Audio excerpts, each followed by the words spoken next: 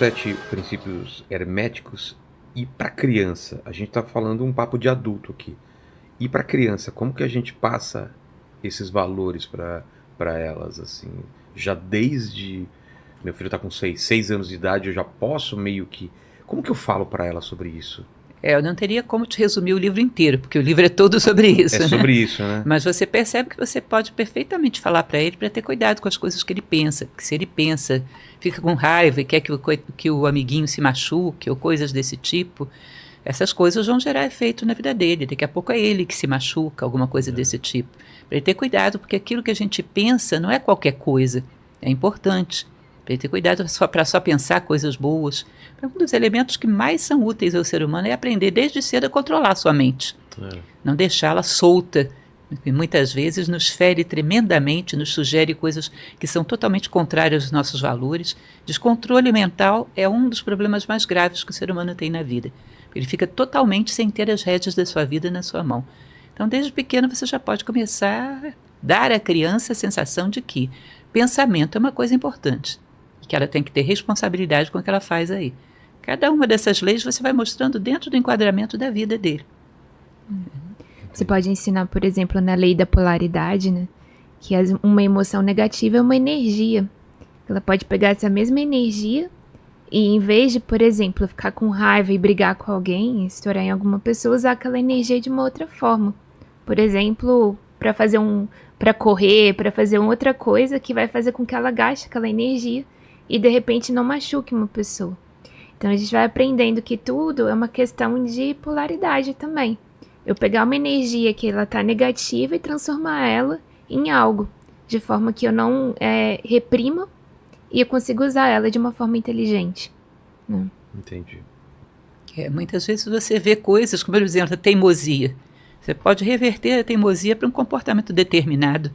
É só você ter controle sobre ela. Isso é princípio da polaridade. Você joga ela no polo oposto. Pode ser uma pessoa tremendamente determinada. Uma pessoa muito passional pode se tornar uma pessoa muito entusiasmada. Ou seja, ela tem todo aquele fogo para fazer as coisas, mas não é mais um fogo cego. Entendi. É um fogo que vê claramente onde quer chegar. Esse outro livro é sobre o quê? Vamos lá. Isabela. Bom, Histórias para despertar. Esse foi um livro que eu escrevi entre os meus 13 e 15 anos. Faz tempo. Faz um tempinho, hoje eu tô com 30 anos. E eu dava aula de filosofia para crianças na época. Então, eu peguei o primeiro nível, né, do curso de filosofia da Nova Acrópole e transformei ele em contos infanto-juvenis. Então, a partir do meu aprendizado ali com as crianças, eu ia contando histórias que sintetizavam ali algum ensinamento específico e eu ia transformando aquilo, né, depois em contos que eu compilei e transformei no livro. Entendi. Histórias para despertar. Quais histórias, por exemplo, aqui que tem? Que tipo de história? Você vai ver aqui no... Isso. Aí no índice, por exemplo, né, eu trago uma forma infanto-juvenil, por exemplo, o mito do Mahabharata, que é um dos principais mitos indianos. Que é da criação do... Basicamente, o Mahabharata, né, ele é uma grande epopeia hindu, e dentro do Mahabharata você tem o Bhagavad Gita, que é o trecho mais importante ali dentro do Mahabharata. Ele vai contar de uma batalha interior que acontece entre Pandavas e Kauravas, sendo que os Pandavas é aquilo que existe de melhor dentro do ser humano, e os Kauravas são tudo aquilo que nos aprisiona, que nos torna menor do que nós viemos a ser. E todo dia a gente trava essa grande batalha que ela ocorre ali no campo da nossa consciência humana. Então, de uma forma bastante didática, eu fui ali traduzindo essa batalha interior que a gente vive.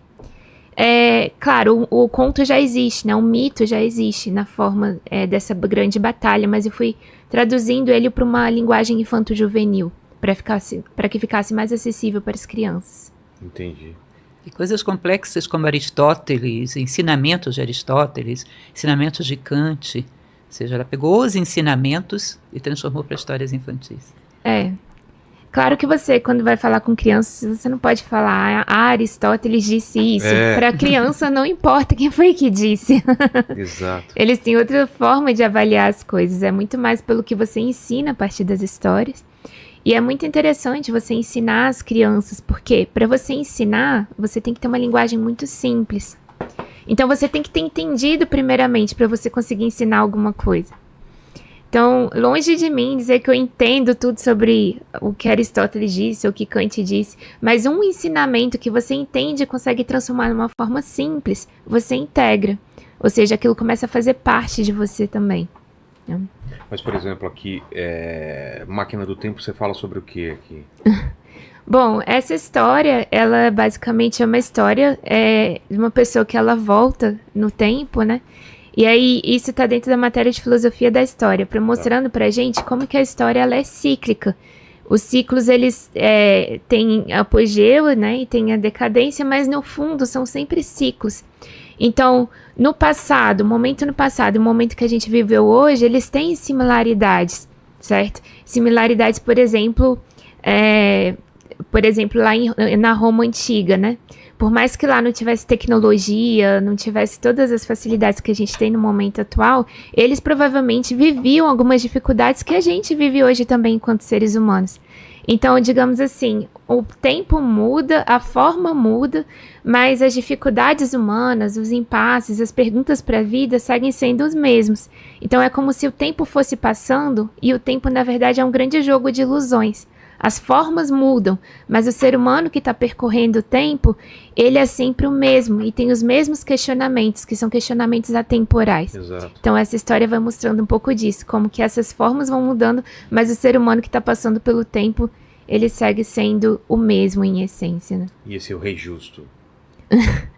Bom, o Rei Justo fala um pouquinho aí dentro da matéria de sociopolítica, né, do que se espera que seria ali um bom governante, líder, né? Um bom líder, né, que seria alguém que teria princípios e valores humanos, né? Eu acho interessante que a gente, por exemplo, quando quer aprender a fazer um exercício na academia, a gente vai atrás de um bom instrutor, de um personal trainer.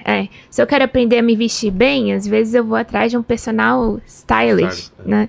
Mas e para viver bem, sabe? A gente não vai atrás de um personal, digamos assim, de vida, sabe? Como se fosse uma coisa intuitiva saber viver bem, mas não é tanto assim. E a filosofia vai nos trazendo ferramentas para nos ensinar a viver melhor. E basicamente essas ferramentas são os valores humanos, esse desenvolvimento desses valores humanos. Entendi. E a relação da filosofia com política?